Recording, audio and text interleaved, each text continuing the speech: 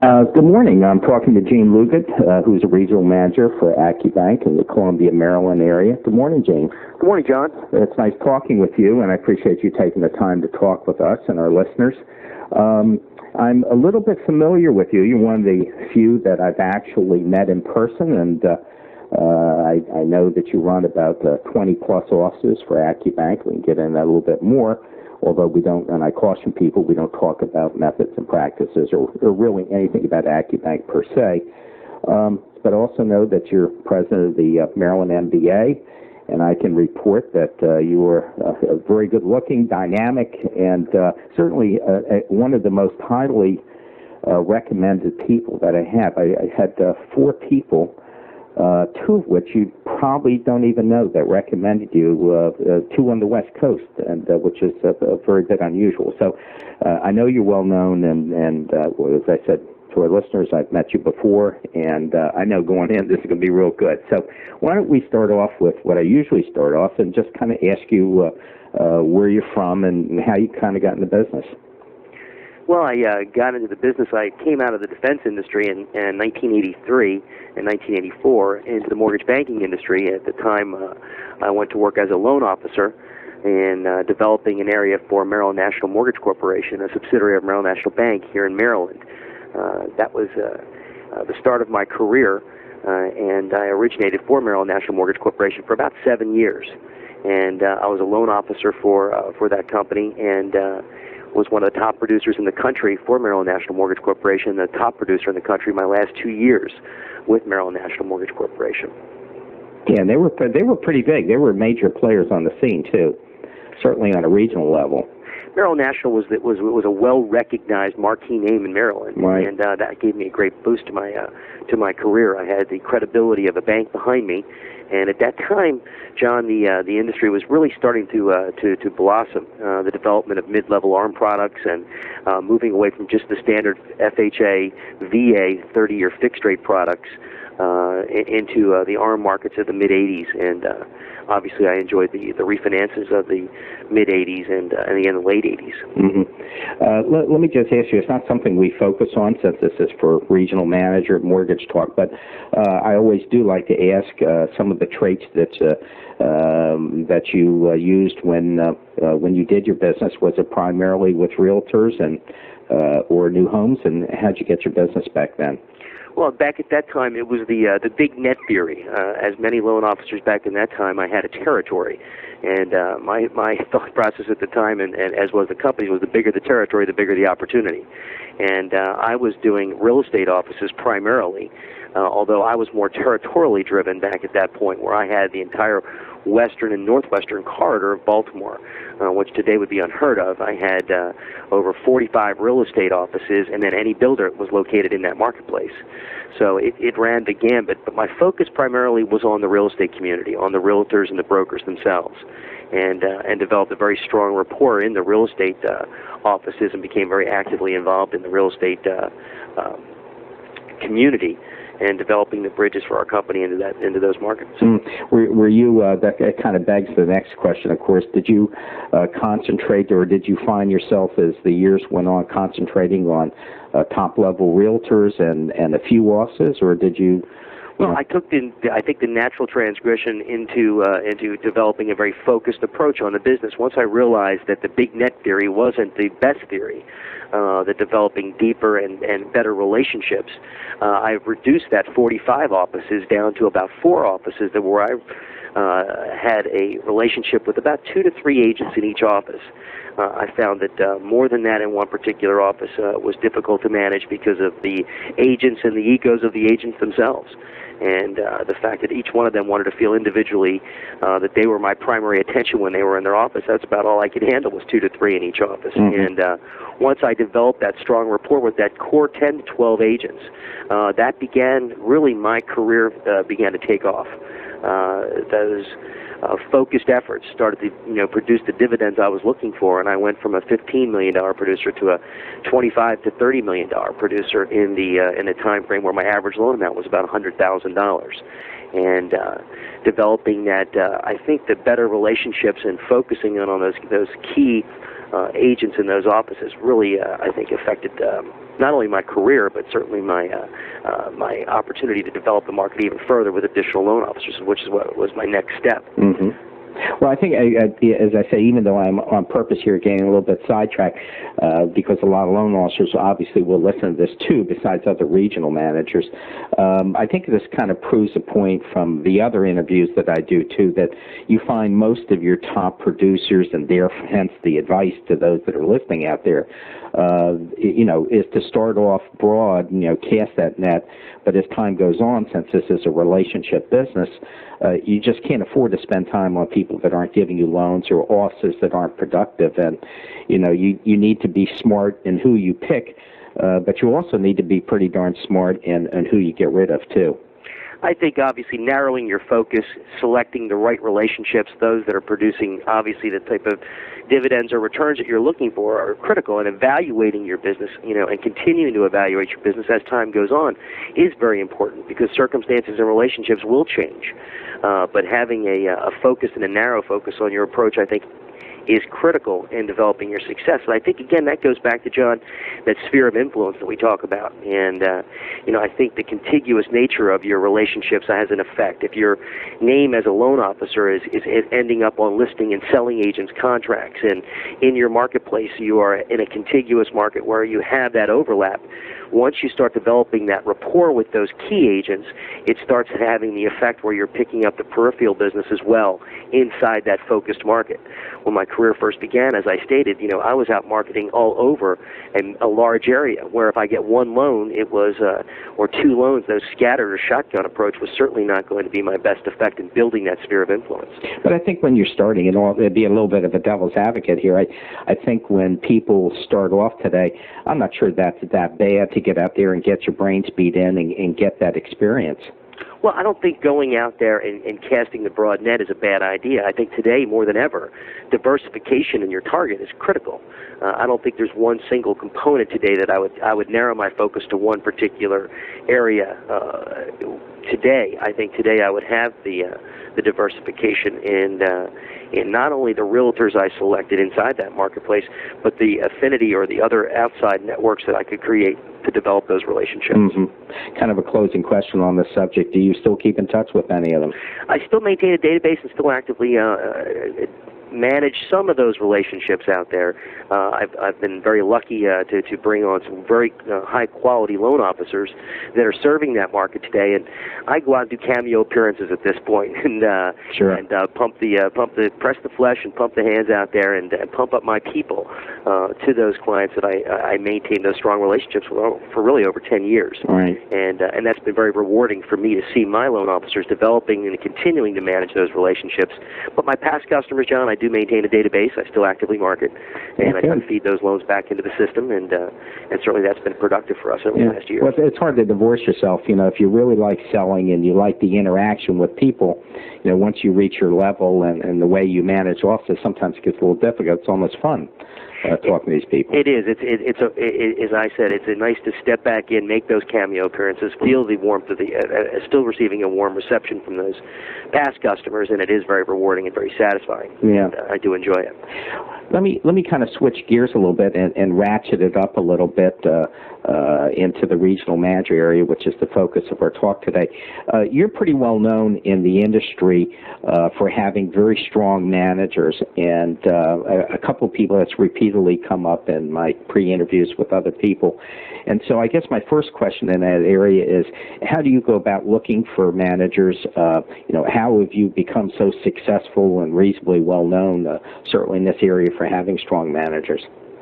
John, one of the things that I began to focus in on when I became a regional back in 1994 was the fact that I was looking to develop the next generation of managers in this industry. And those were the managers that had the high entrepreneurial skills, the ability to be producers themselves, and to drive through their leadership the volume and the production that we needed in our system to be successful. And that really narrowed my focus. I had strong relationships through the MBA here locally, and I began to use that sphere of influence to go out and attract and recruit. I believed at the time, and still continue to believe, loan officers that were very effective in producing and managing their own marketplace, but also had those qualities of a manager that I was looking for.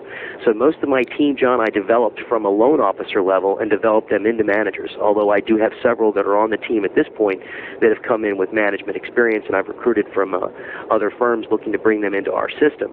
But at the beginning of my career, when I was focusing on developing that first level or that team that I built back at that time, it was built around people that had kind of mirrored my past history in this industry, and that is working with customers, building those relationships, maintaining those relationships, utilizing technology, and had the ability and the capacity to lead others. And again, if you go out there into the marketplace today, that kind of narrows your focus quite a bit. Well, it does, and I think that's why my next question is I'd like to tunnel down a little bit and ask you that same question, maybe in a little more depth. And the reason is that, as you know, in this business, when you pick managers from the loan officer ranks, there's a good side to it, of course, and the good side is the fact that they have experience, they know that origination business, and more importantly, other loan officers can relate to them. You know, you did it, you were in the wars, you know, just like being in the combat arms and the services, I guess, would be a good metaphor. But, of course, there's also the flip side to that, and that is there's a lot of loan officers out there who are good producers who really aren't equipped to be managers. And so I guess my question is, you know, what specific things as a regional manager do you focus on, first off, to you know, pick someone as a manager, and then also, just as importantly, if not more so, to exclude somebody?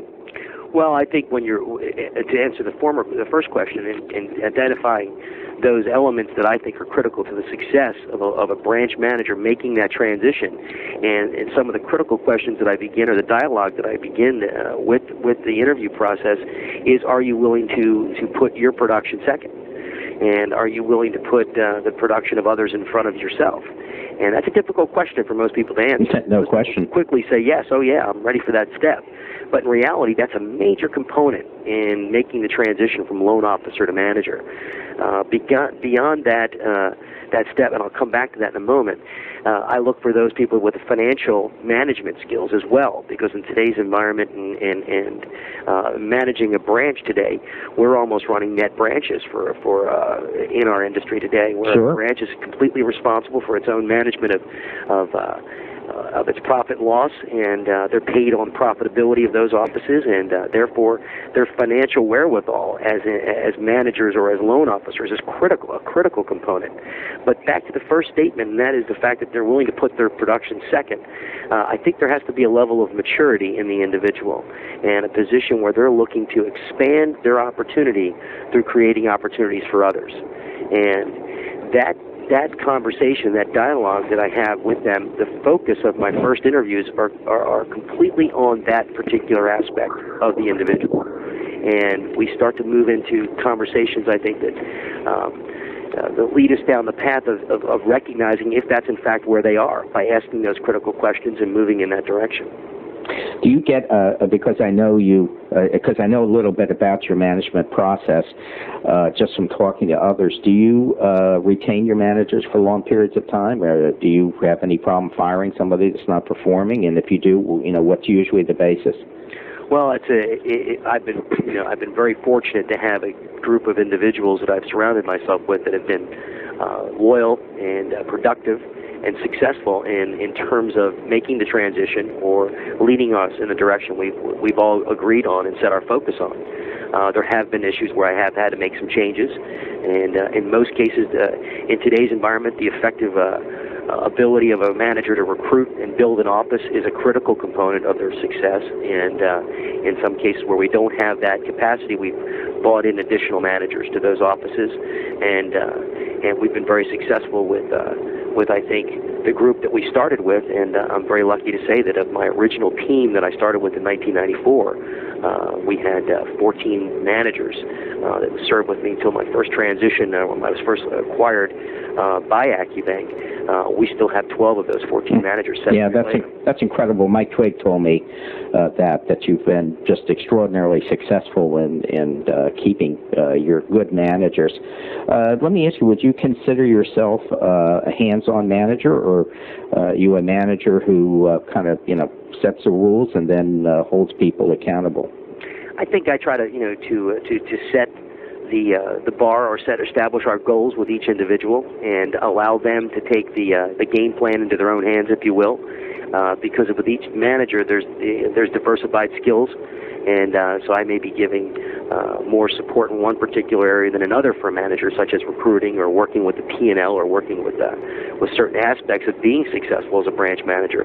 But I'd like to believe that I'm a hands-off manager, that I'm an empowering individual. My personality is one in which I like to set the macro goals for the team and help motivate, inspire, and support us to get there. But I expect each one of those individuals to take the overall objectives and put them into their own game plan and develop it for their market.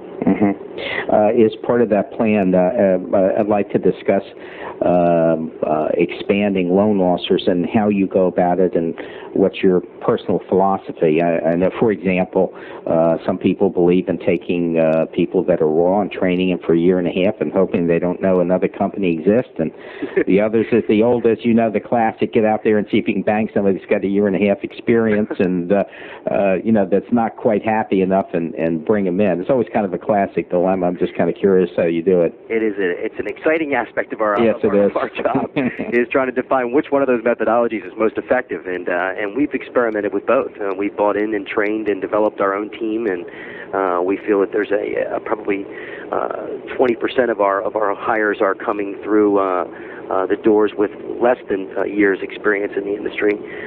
We try to focus on individuals that we think have the characteristics that we believe will make them successful as a loan officer. But as far as training is concerned, one of the things that I think our industry as a whole fails on is training people effectively to go out and be good loan officers. I think most people put people right out and throw them on the streets. What we have done is build mentoring programs where they come in and they're attached with another loan officer or the branch manager for a period of time before they go out and hit the streets themselves.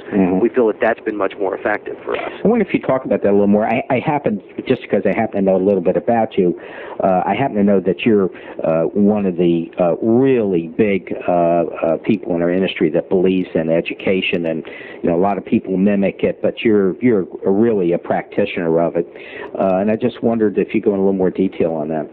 Well, I think education is a critical component for the success of any organization. I think it goes on, whether it be for direct loan officer skills or for developing larger, bigger picture issues, developing an understanding of the financial aspects of the business, not to the degree that they need to know how to operate the P&L, but understand the economics of our business. I think it's critical for people. And I think for our long-term success, we must continue to engage our loan officers as well as our managers, of course, in the economics of this business.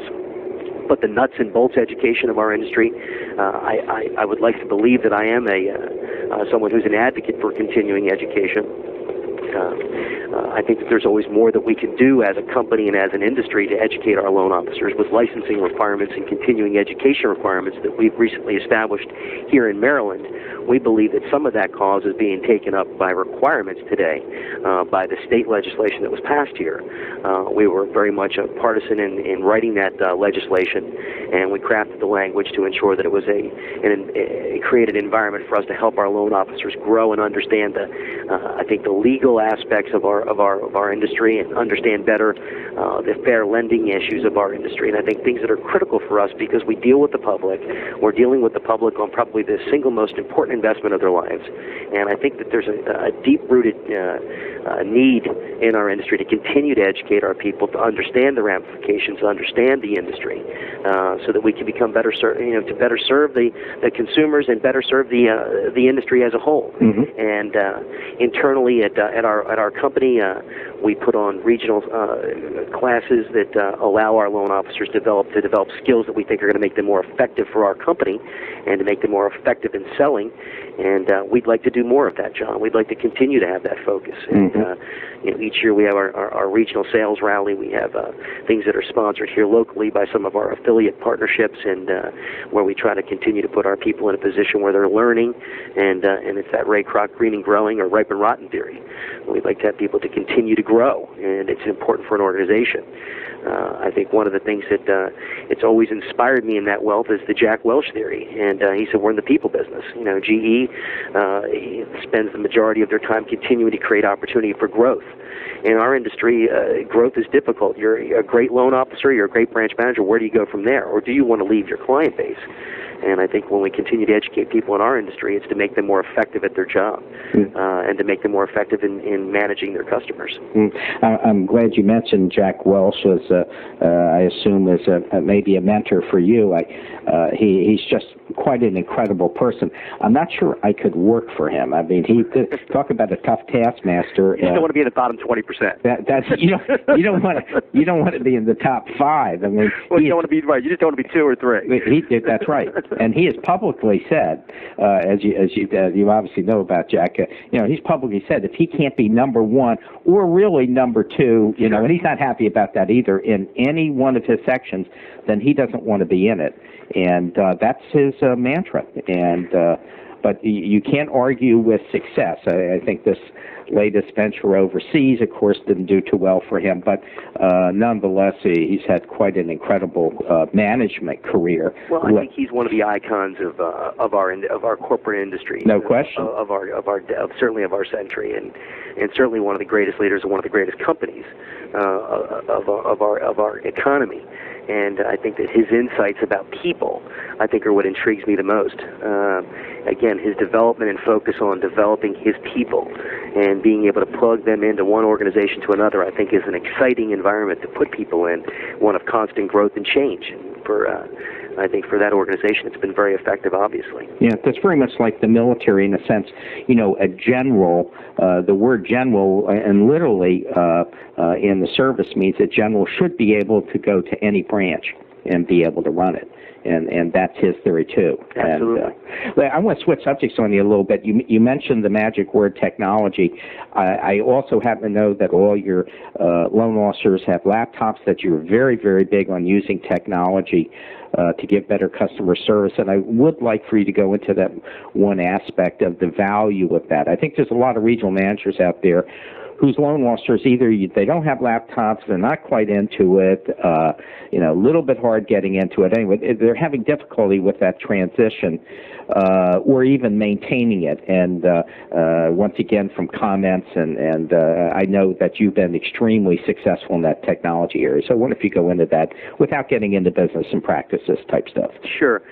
It was interesting for me, John. In 1994, I came over and joined Signet Bank, which was a large regional mortgage company at the time, that I looked at as like a sleeping giant. They had more focused on their internal customers and hadn't really reached out to their outside customers at that time. And when I came over to the company, one of the things that was going to be a hurdle for me was hiring loan officers that were willing to embrace technology. For at the time, the only method that a loan officer could put a loan into the system at that time was through a laptop.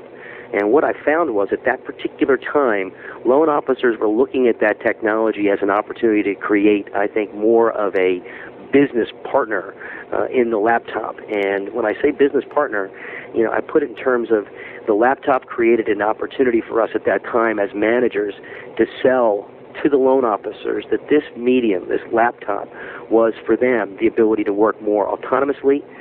They were able to get interest rates and communicate with people online, or to download their loans, create a faster service opportunity, more accurate information at the time, to create databases and to move into database management, which was a critical component for our success. So our position was a leap of faith for many to come towards that technology because people fear it as a barrier between themselves and the customer. And we created new techniques that have allowed the loan officer to gain a level of comfort with using the technology without having it at the application table become a barrier. And once we educated people on the use of the system and allowing the laptop to become part of a system, I think is a critical component. A laptop that's on its own, that's standing out there for an individual loan officer, it may allow them to, again, build that partnership or create if you will, a personal assistant in the box. Being able to database manage, being able to have created letters, being able to have their rate sheets and information and their good faith estimates and the things that they can create in there is wonderful. But if it's not connected to a system, a system that will create value. And value for a loan officer is broken down, I think, into two primary areas. One is value has to be to their customers. Speed was our big driver. At that time, our reputation we had on the back of our shirts was we're fast and easy. We've developed a reputation for being fast and easy. Certainly what we were trying to do is make the process easy for the customer and develop a speed in developing an answer back. We went out with customer contracts that said in 1994 and in 1995 that we would deliver an answer on a conventional time at that time in 72 hours.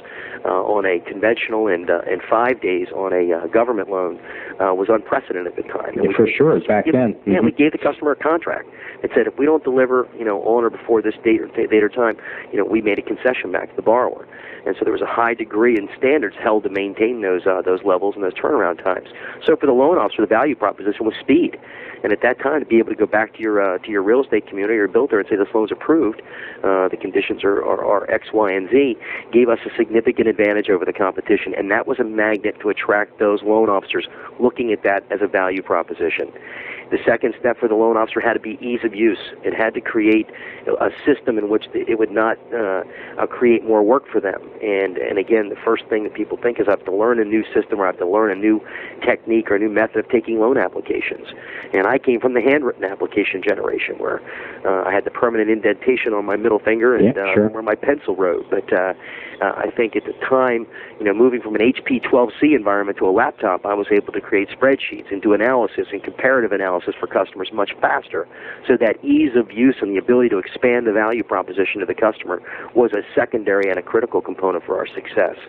And I think today, as we've migrated through and the technology's become better and faster and more portable, I should add, it's become now, I think, almost a necessity in the industry today with the connectivity to the internet, with Loan Prospector and Desktop Underwriter at the front end of the AU systems at the point of sale, allowing now information and approvals to be done at the time of application.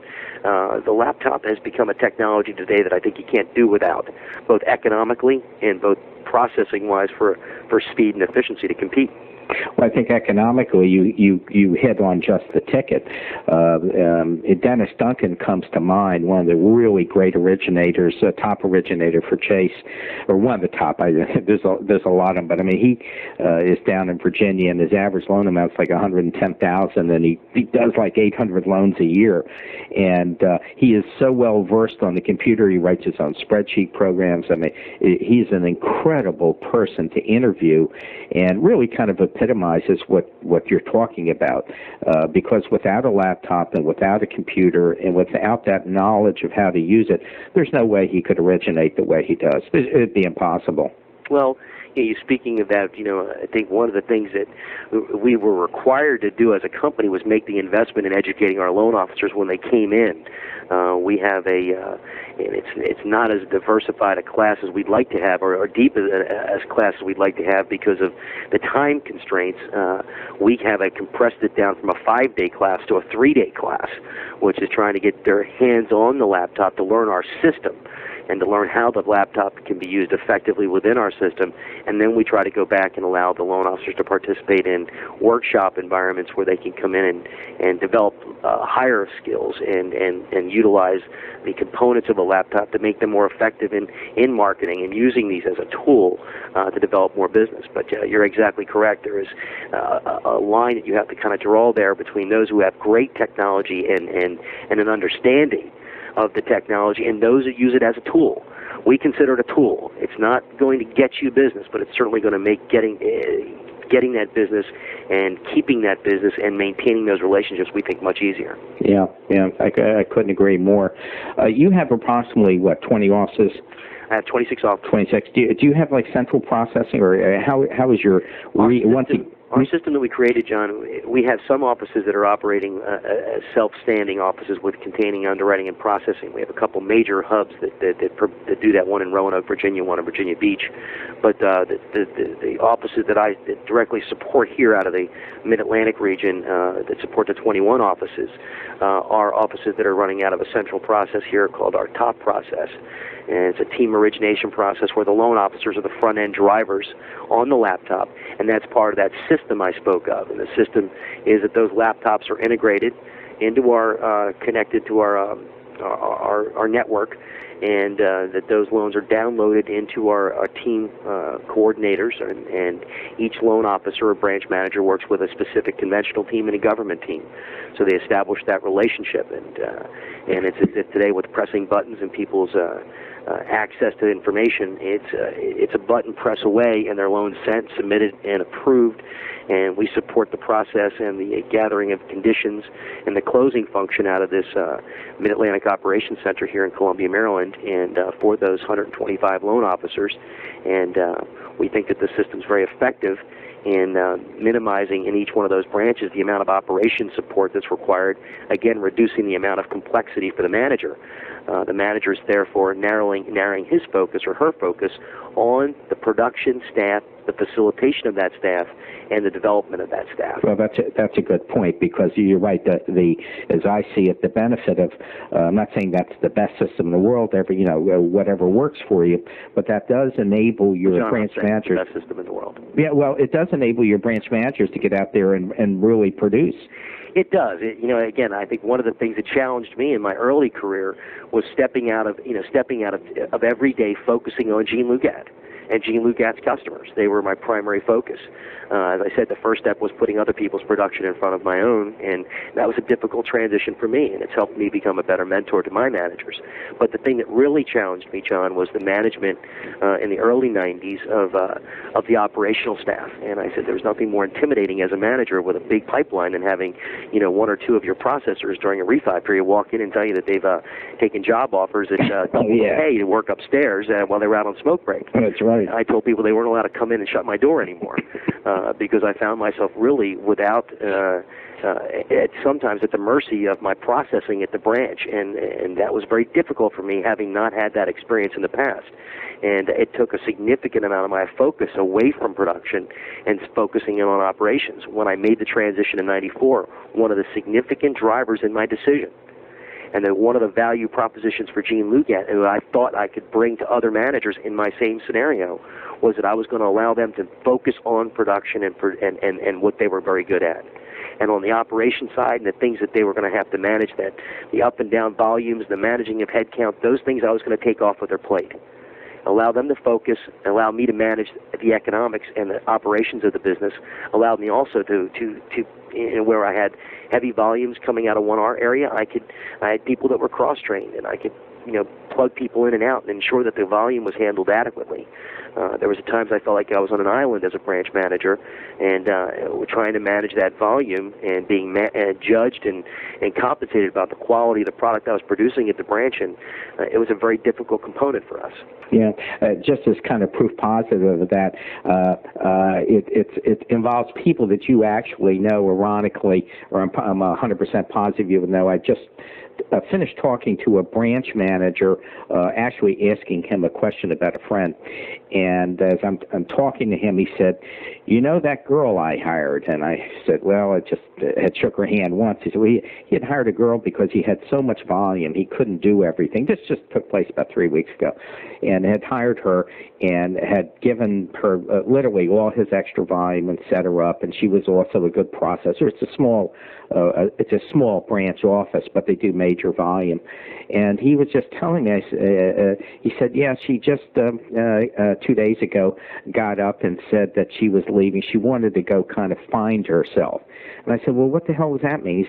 He said, "Damn if I know. She just got up and says, I want to go find myself," and literally just walked out of the office and doesn't care about a residual, doesn't care about anything. And, it's just created an enormous problem for him because she did so much processing and helped in the closing and stuff. And so I think there is value in having a centralized system where you don't have that dependency. And he was just nervous. I almost couldn't talk to the guy. He was so jumpy. Well, and John, it's one of the characteristics. And I look out there today, and I talk to some loan officers when I'm out recruiting, and one of the things that comes up is I need to have my processor come with me. And, that used to be an issue. Yeah, I felt sure, like, right. Here we are with an obstacle. I've got to hire somebody's processor to have them feel comfortable enough to make that move. And one of the things I sold my loan officers, who's your relationship with? Is your agents or your real estate agents and your builder, is a relationship with you, or is it with your processor?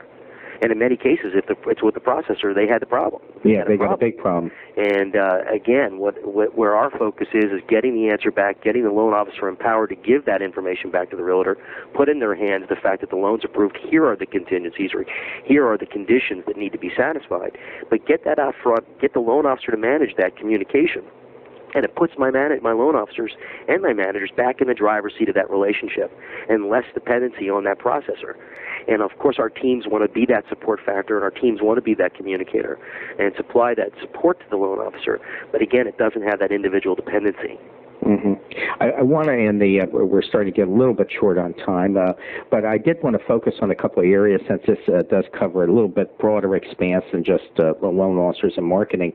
And I'd like to talk, if you talk a little bit about your management techniques when it comes to your hub and your back office and hiring processors and underwriters and how you keep a team together, once again, without getting into the particulars of your business, but more into your management style. Well, I've got a regional operations manager that does a spectacular job in staffing our hub based upon the volumes that I project. And we work in bringing people in our environment that have the ability to step in and be great communicators. One of the things that we have put up high on our priority charts when we're hiring someone is their ability to communicate effectively. And we try to continue to build on that principle. And then, John, we require them to be cross-trained. They must know, and again, to create more value for us in our industry, the ability to do more than one function. We don't have those traditional functions of processor / underwriter / closer. We have teams that contain those functions, but the members play different roles during different times of the month. So we're looking for people that have diversified skills or skills that we can diversify on and build on, and that are great communicators and that understand the value of the team. We compensate in bonus based upon the team accomplishments, the quality and the speed objectives that we establish each year, which have just recently, this first 6 months of 2001, have been tried at every level because of the volume. We've had a significant and a fantastic first half of this year, and we're looking forward to a great second half. But one of the things that's always a challenge in our industry is the expansion and the contraction of the industry. But we look for people that are able to handle that expansion, and again, being able to be cross-trained and focus our efforts on underwriting, and then at the end of the month, because we're typically driven by that calendar, the end of the month calendar, obviously it's all hands on deck to get loans closed and out the door. So. Mm-hmm. Well, I'm not saying that, I don't want to step up and say that, your way, the hub way is the best way. There's a great break in opinion in the industry on that, but I will say that, unless you have a hub system like yourself, it's very difficult sometimes to cross-train. You don't have the flexibility. But with a hub system, you're right, you do have the ability to set up teams and to cross-train. Well, it's been a great component of our success, and I think it allows also people in our industry to grow.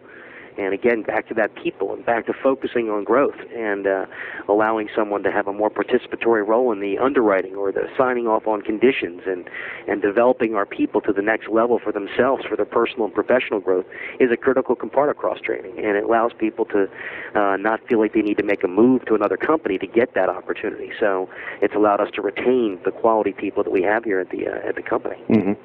I'd like to kind of wrap up with a couple of fluff questions here, but actually I think that it's important, and that is, how do you handle personally as a regional manager? How do you handle stress and getting time away and family time, and how do you manage your time? That is a $1 million. And I know you're a very frenetic guy, so and everybody can hear it out there. So it's a constant struggle to maintain. I think the harmony and to minimize stress in this business. I think that's part of the business. I think it's part of the excitement that I like about the business. I like the pump. I'm an adrenaline junkie, if you will. No kidding. I like that. I dance on that edge, and I enjoy that, and it does feed my personality. I like the game. I like game time, and when we're in markets like this today, I feel like although I'm enjoying the benefit of fantastic numbers and great origination, it's not really my game. We're coming into my game when it's back to going out and recruiting and motivating my staff to get out there and grab the purchase business and focus in on where we're going in directional leadership rather than more operational. But John, I try to manage my time effectively by I've got 3 boys, and 2 of which are in the sports arena at this point, and I've got a 3-year-old who's coming up that ladder. But I've been able to coach lacrosse and with my 2 sons, and who are a year apart, and that's been a fantastic opportunity for me to focus time with my family, because I'm with them on Tuesday, Thursdays, and Saturdays and Sundays, and out there on the athletic field with them, and I enjoy that very much, and it's great time with them. And the other thing is I try to unplug myself. One of the things that I've learned about my personality and my need is to try to keep things in boxes. And they say that the adage is don't take it home with you. And I think that in our job, I've got a phone with me at all times, and I am in contact. But I try to keep things in perspective, and I've been able to maintain that distance when I'm enjoying my personal time. I'm enjoying my personal time. When I play hard, and when I'm at work, I keep myself focused on that. I try to keep those issues and keep that level of stress here. It doesn't always work. You can ask my wife, but it's a constant struggle for all of us. Right, exactly. Well, look, I think I'd kind of like to end that on that high point. I appreciate you taking the time to talk to the regional managers out there in the country, and I think you brought a lot of valuable insight to it, and I want to thank you very much, Gene. Well, I don't know if it brought any epiphanies to anyone, but I appreciate the opportunity, John, and it's been a very pleasurable experience. Great. Well, thanks so much.